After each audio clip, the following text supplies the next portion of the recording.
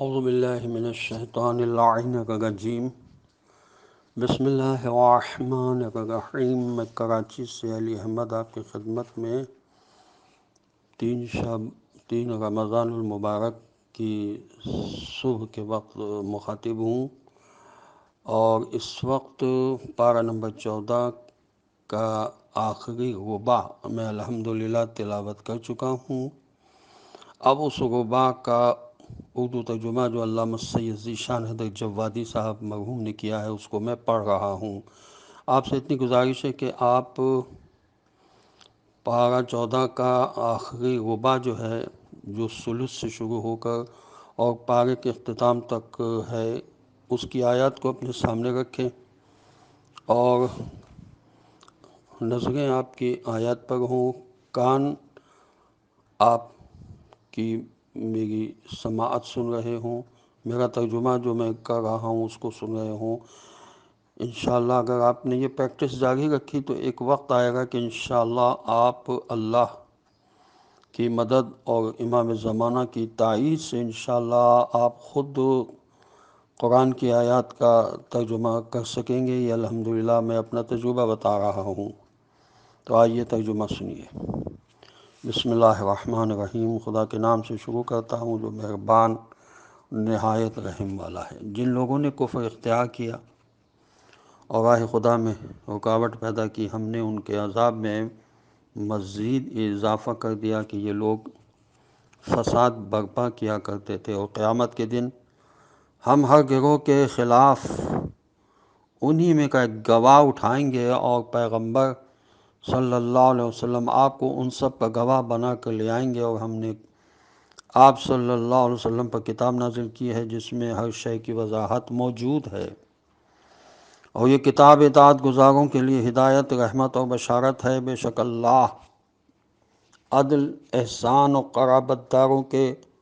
حقوق کی ادائیگی کا حکم دیتا ہے، اور بدکاری، ناشائستہ حرکات اور ظلم سے منع کرتا ہے کہ شاید تم اس طرح نصیحت حاصل کر لو۔ اور جب کوئی عہد کرو تو اللہ کے عہد کو پورا کرو، اور اپنی قسموں کو ان کے استحکام کے بعد ہرگز مت توڑو، جبکہ تم اللہ کو کفیل اور نگراں بنا چکے ہو کہ یقیناً اللہ تمہارے افعال کو خوب جانتا ہے۔ اور خبردار اس عورت کے مانند نہ ہو جاؤ جس نے اپنے دھاگے کو مضبوط کاٹنے کے بعد پھر اسے ٹکڑے ٹکڑے کر ڈالا۔ کیا تم اپنے معاہدے کو اس چالاکی کا ذریعہ بناتے ہو کہ ایک گروہ دوسرے گروہ سے زیادہ فائدہ حاصل کرے؟ اللہ تمہیں انہی باتوں کے ذریعے آزما رہا ہے، اور یقیناً روز قیامت اس امر کی وضاحت کر دے گا جس میں تم آپس میں اختلاف کر رہے تھے۔ اور اگر پروردگار چاہتا تو جبراً تم سب کو ایک قوم بنا دیتا، لیکن وہ اختیار دے کر جسے چاہتا ہے گمراہی میں چھوڑ دیتا ہے، اور جسے چاہتا ہے منزل ہدایت تک پہنچا دیتا ہے۔ اور تم سے یقیناً ان اعمال کے بارے میں سوال کیا جائے گا جو تم دنیا میں انجام دے رہے تھے۔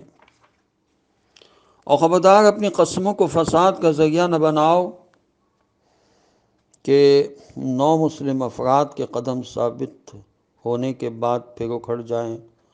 اور تمہیں راہ خدا سے روکنے کی پاداش میں بڑے عذاب کا مزہ چکھنا پڑے، اور تمہارے لیے عذاب عظیم ہو جائے۔ اور خبردار اللہ کے عہد کے عوض معمولی قیمت مال دنیا نہ لو، کہ جو کچھ اللہ کے پاس ہے وہی تمہارے حق میں بہتر ہے اگر تم کچھ جانتے بوجھتے ہو۔ جو کچھ تمہارے پاس ہے وہ سب خرچ ہو جائے گا، اور جو کچھ اللہ کے پاس ہے وہی باقی رہنے والا ہے، اور ہم یقیناً صبر کرنے والوں کو ان کے اعمال سے بہتر جزا عطا کریں گے۔ جو شخص بھی نیک عمل کرے گا، وہ مرد ہو یا عورت، بشرطے کہ صاحب ایمان ہو، ہم اسے پاکیزہ حیات عطا کریں گے، اور انہیں ان اعمال سے بہتر جزا دیں گے جو وہ زندگی میں انجام دے رہے تھے۔ لہٰذا جب آپ صلی اللہ علیہ وسلم قرآن پڑھیں تو شیطان رجیم کے مقابلے کے لیے اللہ سے پناہ طلب کرے۔ اسی لیے اعوذ باللہ من الشیطان اللعین الرجیم قرآن پڑھنے سے پہلے کہا جاتا ہے، اس کو تعوذ کہتے ہیں۔ شیطان ہرگز ان لوگوں پر غلبہ نہیں پا سکتا جو صاحبان ایمان ہیں اور جن کا اللہ پر توکل اور اعتماد ہے۔ اس کا غلبہ صرف ان لوگوں پر ہوتا ہے جو اس سے سرپرست بناتے ہیں اور اللہ کے بارے میں شرک کرنے والے ہیں۔ اور ہم جب ایک آیت کی جگہ پر دوسری آیت تبدیل کرتے ہیں تو اگرچہ خدا خوب جانتا ہے کہ وہ کیا نازل کر رہا ہے، لیکن یہ لوگ یہی کہتے ہیں کہ محمد صلی اللہ علیہ وسلم آپ افتراء کرنے والے ہو، حالانکہ ان کی اکثریت کچھ نہیں جانتی ہے۔ تو آپ صلی اللہ علیہ وسلم کہہ دیجئے کہ اس قرآن کو روح القدس جبرائیل علیہ السلام نے تمہارے پروردگار کی طرف سے حق کے ساتھ نازل کیا ہے، تاکہ صاحبان ایمان کو ثبات و استقلال عطا کریں، اور یہ اطاعت گزاروں کے لیے ایک ہدایت اور بشارت ہے۔ اور ہم خوب جانتے ہیں کہ یہ مشرکین یہ کہتے ہیں کہ انہیں کوئی انسان اس قرآن کی تعلیم دے رہا ہے، حالانکہ جس کی طرف یہ نسبت دیتے ہیں وہ اجمی ہے، اور یہ زبان عربی واضح و فصیح ہے۔ بے شک جو لوگ اللہ کی نشانیوں پر ایمان نہیں لاتے ہیں، خدا انہیں ہدایت بھی نہیں دیتا ہے، اور ان کے لیے دردناک عذاب بھی ہے۔ یقیناً غلط الزام لگانے والے صرف وہی افراد ہوتے ہیں جو اللہ کی آیتوں پر ایمان نہیں رکھتے ہیں، اور وہی جھوٹے بھی ہوتے ہیں۔ جو شخص بھی ایمان لانے کے بعد کفر اختیار کر لے، علاوہ اس کے کہ جو کفر پر مجبور کر دیا جائے اور اس کا دل ایمان کی طرف سے مطمئن ہو اور کفر کے لیے سینہ کشادہ رکھتا ہو، اس کے اوپر خدا کا غضب ہے اور اس کے لیے بہت بڑا عذاب ہے۔ یہ اس لیے کہ ان لوگوں نے زندگانی دنیا کو آخرت پر مقدم کیا ہے، اور اللہ ظالم قوموں کو ہرگز ہدایت نہیں دیتا ہے۔ یہی وہ لوگ ہیں جن کے دلوں پر اور آنکھ کان پر کفر کی چھاپ لگا دی گئی ہے، اور یہی وہ لوگ ہیں جو حقیقتاً حقائق سے غافل ہیں، اور یقیناً یہی لوگ آخرت میں گھاٹا اٹھانے والوں میں شامل ہوں گے۔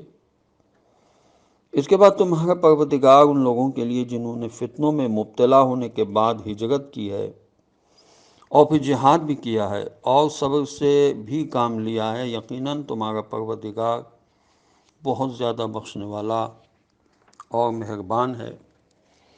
قیامت کا دن وہ دن ہوگا جب ہر انسان اپنے نفس کی طرف سے دفاع کرنے کے لیے حاضر ہوگا، اور ہر نفس کو اس کے عمل کا پورا بدلہ دیا جائے گا، اور کسی پر کوئی ظلم نہیں کیا جائے گا۔ اور اللہ نے اس قریے کی بھی مثال بیان کی ہے جو محفوظ اور مطمئن تھی، اور اس کا رزق ہر طرف سے باقاعدہ آ رہا تھا، لیکن اس قریے کے رہنے والوں نے اللہ کی نعمتوں کا انکار کیا، تو خدا نے انہیں بھوک و خوف کے لباس کا مزہ چکھا دیا، صرف ان کے ان اعمال کی بنا پر کہ جو وہ انجام دے رہے تھے۔ اور یقیناً ان کے پاس رسول آئے تو انہوں نے اس کی تکذیب کر دی، تو پھر ان تک عذاب آ پہنچا کہ یہ سب ظلم کرنے والے تھے۔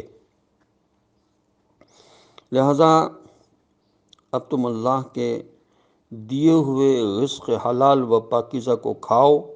اور اس کی عبادت کرنے والے ہو تو اس کی نعمتوں کا شکریہ بھی ادا کرتے رہو۔ الحمدللہ۔ اس نے تمہارے لیے صرف مردار خون، سور کا گوشت اور جو غیر خدا کے نام پر ذبح کیا جائے اسے حرام کر دیا ہے، اور اس میں بھی اگر کوئی شخص مضطر و مجبور ہو جائے اور بغاوت نہ کرے، نہ حد سے تجاوز کرے، تو خدا والا اور مہربان ہے۔ اور خبردار جو تمہاری زبانیں غلط بیانی سے کام لیتی ہیں، اس کی بنا پر یہ نہ کہو کہ یہ حلال ہے اور یہ حرام ہے، کہ اس طرح خدا پر جھوٹا بہتان باندھنے والے ہو جاؤ گے۔ اور جو اللہ پر جھوٹا بہتان باندھتے ہیں ان کے لیے فلاح اور کامیابی نہیں ہے۔ یہودیوں کے لیے ان تمام چیزوں کو حرام کر دیا گیا ہے جن کا تذکرہ ہم پہلے کر چکے ہیں، اور یہ ہم نے ظلم نہیں کیا ہے بلکہ وہ خود اپنے نفس پر ظلم کرنے والے تھے۔ اس کے بعد تمہارا پروردگار ان لوگوں کے لیے جنہوں نے نادانی میں برائیاں کی ہیں اور اس کے بعد توبہ بھی کر لی ہے اور اپنے کو سدھار بھی لیا ہے، تمہارا پروردگار ان باتوں کے بعد بہت بڑا بخشنے والا اور مہربان ہے۔ بے شک ابراہیم علیہ السلام ایک مستقل امت اور اللہ کے اطاعت گزار اور باطل سے کترا کر چلنے والے بندے تھے اور مشرکین میں سے نہیں تھے۔ وہ اللہ کی نعمتوں کے شکر گزار تھے۔ خدا نے انہیں منتخب کیا تھا اور سیدھے راستے کی ہدایت دی تھی، اور ہم نے انہیں دنیا میں بھی نیکی عطا کی اور آخرت میں بھی ان کا شمار نیک کردار لوگوں میں ہوگا۔ اس کے بعد ہم نے آپ علیہ السلام کی طرف وحی کی کہ ابراہیم علیہ السلام حنیف کے طریقے کا اتباع کریں کہ وہ مشرکین میں سے نہیں تھے۔ ہفتے کے دن کی تعظیم صرف ان لوگوں کے لیے قرار دی گئی تھی جو اس کے بارے میں اختلاف کر رہے تھے،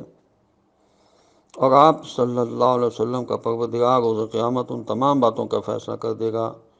جن میں یہ لوگ اختلاف کر رہے ہیں۔ آپ صلی اللہ علیہ وسلم اپنے رب کے راستے کی طرف حکمت اور اچھی نصیحت کے ذریعے دعوت دیں اور ان سے اس طریقے سے بحث کریں جو بہترین طریقہ ہے، کہ آپ صلی اللہ علیہ وسلم کا پروردگار بہتر جانتا ہے کہ کون اس کے راستے سے بہک گیا ہے اور کون لوگ ہدایت پانے والے ہیں۔ اور اگر آپ نے ان کے ساتھ سختی بھی کی تو اسی قدر جس قدر انہوں نے آپ کے ساتھ سختی کی ہے، اور اگر صبر کریں تو صبر بہرحال بہترین چیز ہے، اور صبر کرنے والوں کے لیے یہ ہمیشہ کے لیے بہترین ہے۔ اور آپ صبر ہی کریں کہ آپ کا صبر بھی اللہ ہی کی مدد سے ہوگا،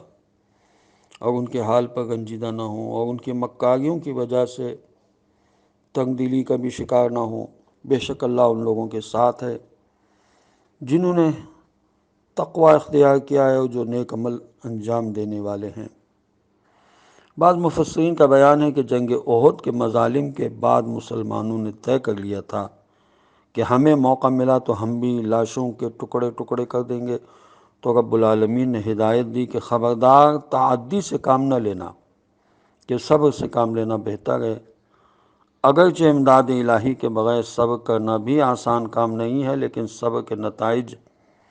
ہمیشہ بہتر ہی ہوتے ہیں۔ اس اعتبار سے